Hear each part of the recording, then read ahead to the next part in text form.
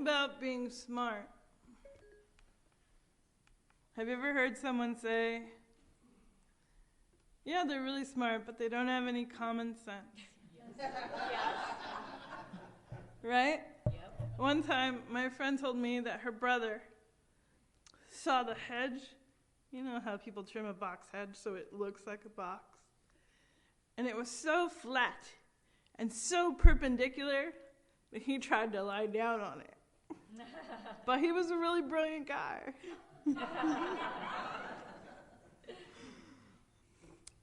And in that space between what we know and what we want to know, there lies an immense amount of creativity. And that's one of the things we want to look at today, because we exist in a way, in a place and a time when everything at times can seem difficult, right? Does that sound familiar? Yeah. And so a lot of times it's easy for us to get wistful or get longing for the way things used to be. But we might need to jump into that empty spot where there's creativity. Lee Konitz says this about hearing Charlie Parker play. Charlie Parker, who I had heard before I came to New York, sounded so knowing of what he was doing that when I heard him play, I said, wow, that sounded like the record. So then I realized that he was really prepared, and then I listened to him in a different way and appreciated how he did it. So remember that piece we played during quiet time earlier? Charlie Parker could play like that as he chose on a regular basis, and it would sound maybe like he was just making it up as he went along. But he always sounded that way because he was extremely prepared. So one of the things I want to talk to you about today, excuse me while I dig my phone out of my basket, is just what it means to prepare in that way. What it means to prepare so that when the challenges come, you're able to improvise spiritually and in other ways.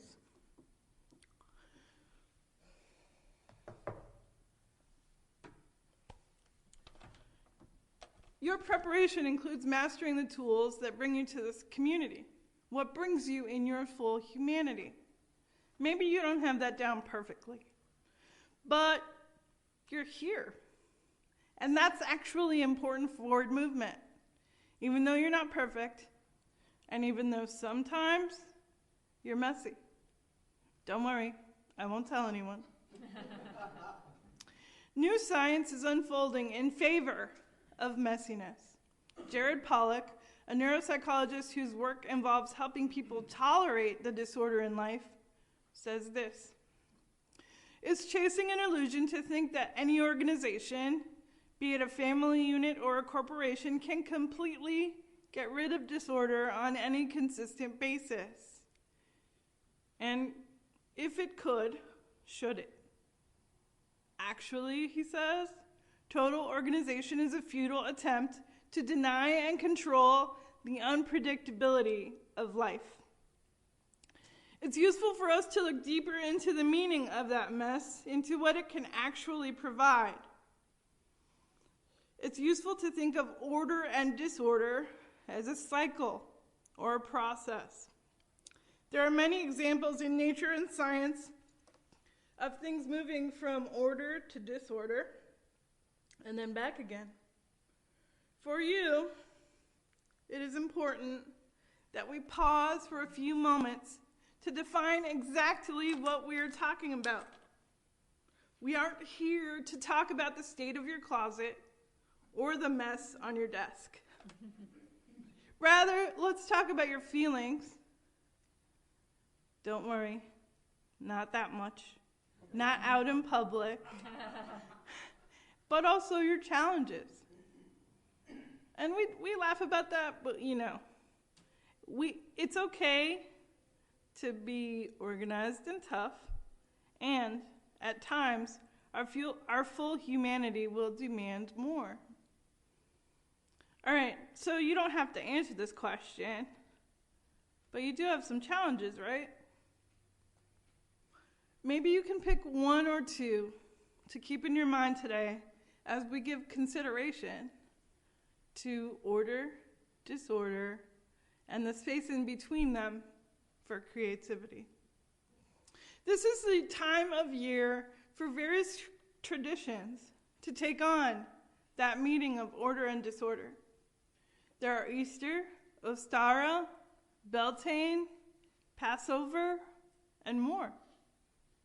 You are cordially invited. I am cordially inviting you to take a look into that, to have space for what that means. And in order for that to be a true invitation, both yes and no have to be acceptable answers. So today we'll try on some perspectives the way we try on clothes. And if they don't fit, you can take them off again. The first thing I'm going to suggest is that when you encounter struggle, it is fertile ground for creativity and renewal. But when it comes to difficulty, we resist it. And that's normal.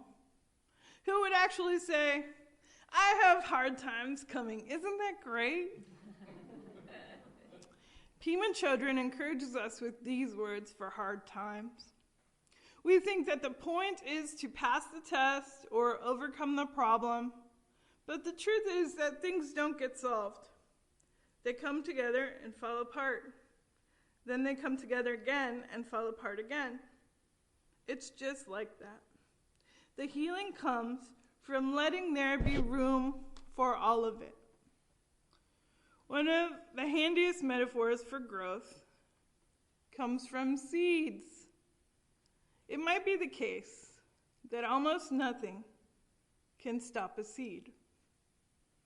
The oldest carbon-14 dated seeds that have grown into viable plants are the Silene stenophila, which is a narrow-leafed campion. It's an Arctic flower native to Siberia, and radiocarbon dating has confirmed an age of 31,800 years, plus or minus 300, for the seeds. That narrow-leafed campion reminds us of a couple of things. That 31,000-year-old seed. It's not over until it's definitely over. When you're in the middle of a struggle, you've heard the line from Winston Churchill, right? What does he say? If you're going through hell, keep going. It turns out that's pretty good advice. But slightly more nuanced is the second lesson.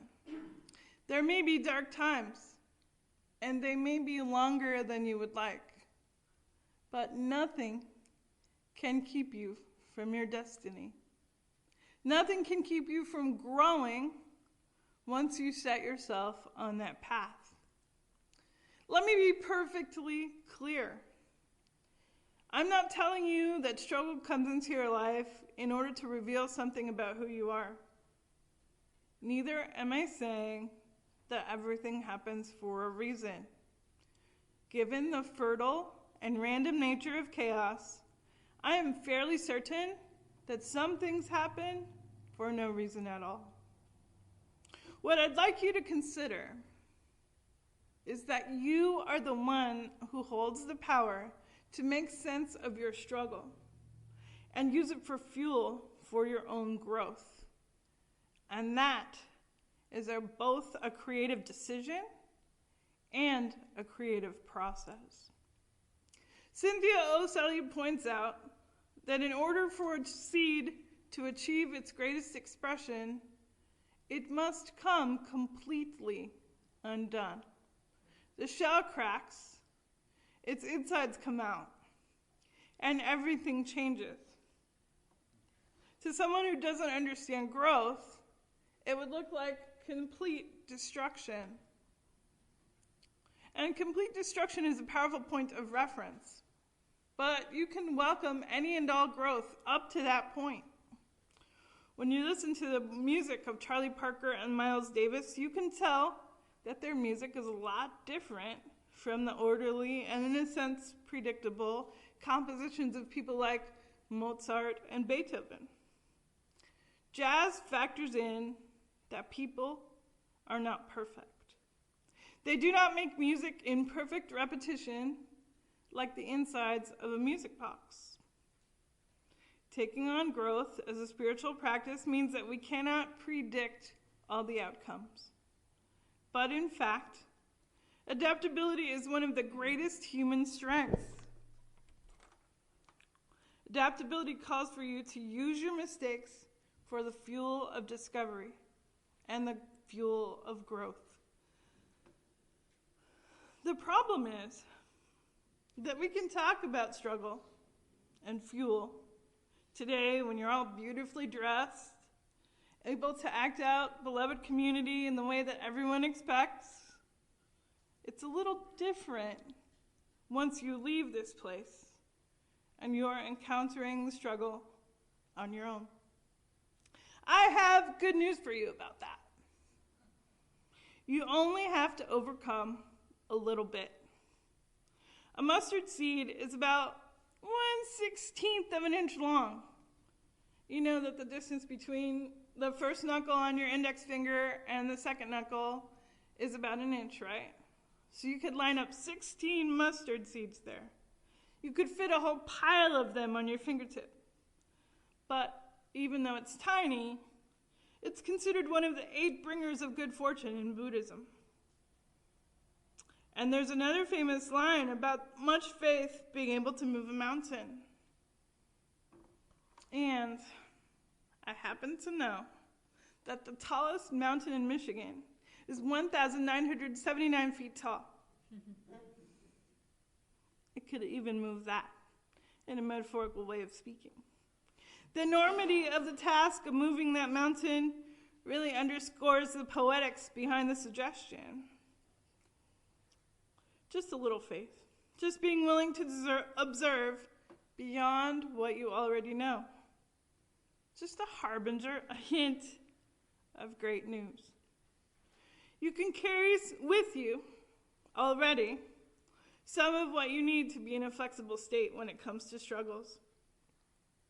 It's like that tiny seed inside you.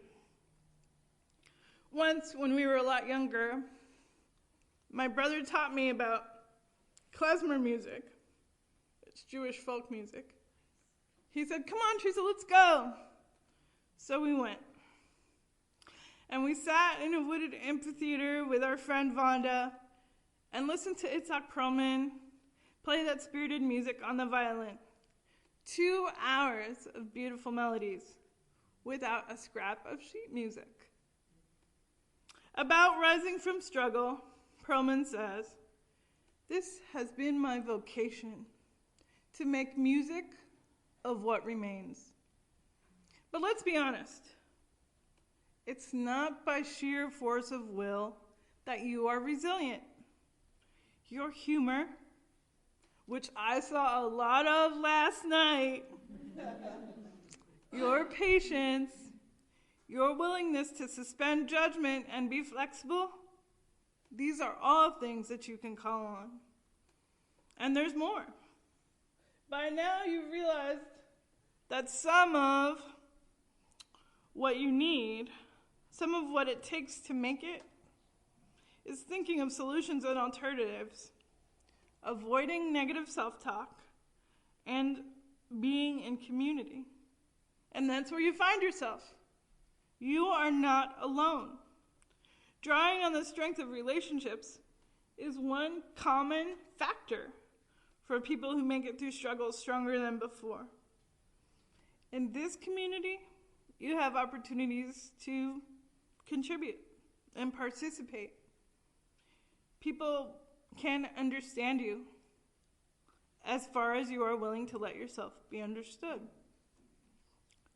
Brené Brown, who's a researcher, points out that in the last decade, we've been in so much fear because there's been so much scarcity. Political, economic, social scarcity, that we've lost our tolerance for discomfort and vulnerability. But it's where the juice happens. It's where all the good stuff happens. And in order to get it back, we have to really practice. It doesn't just happen overnight. We have to practice being uncomfortable. Brown goes on to define discomfort as uncertainty, risk, and emotional exposure. I know that you're probably aware of the importance of telling people how much you love them and how much they mean to you. Some of you probably do this more easily than others. But to really expose our emotions, we have to be willing to express a variety of things. How many of you were taught from your life and your experiences that you should never show a particular one, like your anger? Yeah. How many of you are never supposed to be sad? Right? So these are the things she's talking about. And as we look at these, what we find out is that we have the opportunity to advance our skills. And so one of the possibilities is that you make that choice to share more than a thin slice, right? What's really behind what you're feeling and saying. What else I need you to know is that where in life you need to take a risk to express not just love, but more. So the more includes gratitude, appreciation, respect, delight, joy. People are just like you in that they are waiting for good news.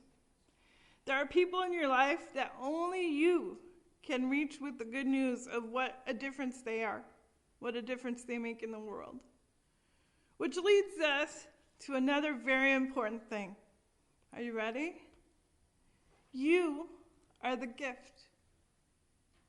I know, you might still be sleepy, or you might be thinking about lunch, but your process from disorder to order is part of the wonder and beauty that you bring to the world. So it's important that you make a distinction. It's you, though, right? You do good things, and that's important. But they are not as important as you are. A couple of weeks ago, I was thinking about what I would want out of this season of the year. And one of the things I'm super excited about is the daffodils. Have you ever bought a bunch of cut daffodils when they were asleep? And you cut the ends off, and you put them in water, and you go to bed. And it's completely unremarkable. But then you're sleeping, and they wake up. When that happened, I was so excited. It reminded me of Wordsworth's discovery, when he says, "A host of golden daffodils beside the lake, beneath the trees, fluttering and dancing in the breeze." Right? But that wasn't where the growth happened. It wasn't in that jar of water.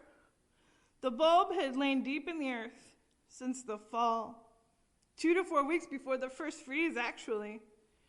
And at 1 to 5 times the depth of the size of the bulb, which gives a whole new meaning to our struggles and feeling as though they go over our heads. But eventually, after a while, those seeds offered this gift of beauty. What do you think? It turns out that as we practice Unitarian Universalism and covenant, beauty from the depth of our struggle is possible. The way you relate to your own strengths and gifts and how you bring them to community, it's a pretty individual inquiry. At the same time, one of the things that is possible is the strengthening of all of us, of the beloved community. Dr. Martin Luther King Jr. put it this way: the end is reconciliation. The end is redemption. The end is the creation of beloved community. It is this type of spirit and this type of love that can transform opposers into friends. This type of love that I stress here is not eros, a sort of aesthetic or romantic love, not philia, a sort of reciprocal love between personal friends, but it is agape, which is understanding and goodwill for all people. It is an overflowing love which seeks nothing in return. It is the love of God working in the lives of men. This is the love that may well be the salvation of our civilization. And you think, okay, that's great, that's easy for him to say because he was Dr. Martin Luther King Jr., right? But I'm going to go to work on Monday, and sometime between Monday and Friday it is likely that I might make a mistake. You know what? One of the things that I want you to think about is how important and how much emphasis is placed on perfection. And I want you to think about, you know that the person to your left and the person to your right and the person behind you and the person in front of you, none of them are perfect. And you don't expect that from them, but you sort of expect it from the person sitting in your seat. And so one of the things that you can dig into this week is that mistakes are like a bell. And it might be that your mistake is calling you to grow. And it might be that your mistake is showing you some strength for your struggle. Right? This is not your first time around the block. But maybe you can look back on all your other trips and find out what it is you want to bring forward. I believe that making this distinction about ideas, about possibilities, about where your strength comes from, is a lot different than the expectation that we place on ourselves to do everything without mistakes. Right? So, there are, much to your good fortune, many erasers left in this bin. Right, I'm going to invite you to come up here and get one. And when you make a mistake this week, I want you to remember that a mistake is not about you being a bad person. A mistake is about you being a human.